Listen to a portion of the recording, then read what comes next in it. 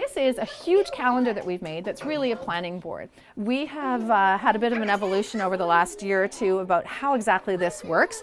Initially, I had the 4 frames, and then we realized quickly that doesn't work because learning occurs in all 4 frames, and so we couldn't really plan for a particular frame. It didn't make sense that way. Then we evolved to a big planning board by learning area, so dramatic play, sensory, math, literacy, and that worked okay too, but what we were finding is it was becoming a bit static.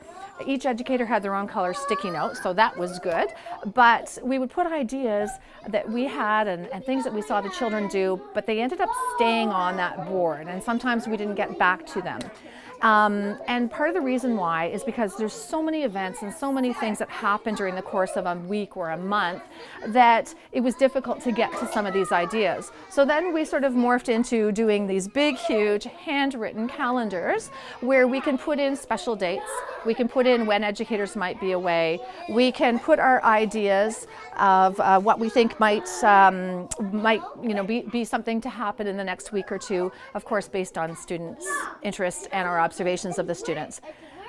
Sometimes though, we need to have courageous conversations, and mainly because I find it's really easy to get into that internet black hole of cuteness, right? We can get lost in Pinterest, we can get lost on other websites like this, and sometimes it's really important to step back and say, yes, that's cute, but why?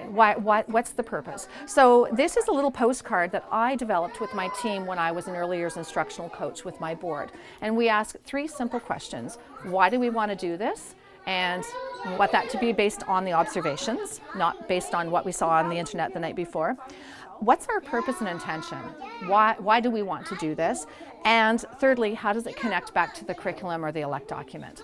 So this is a way to pull us back and to have a conversation.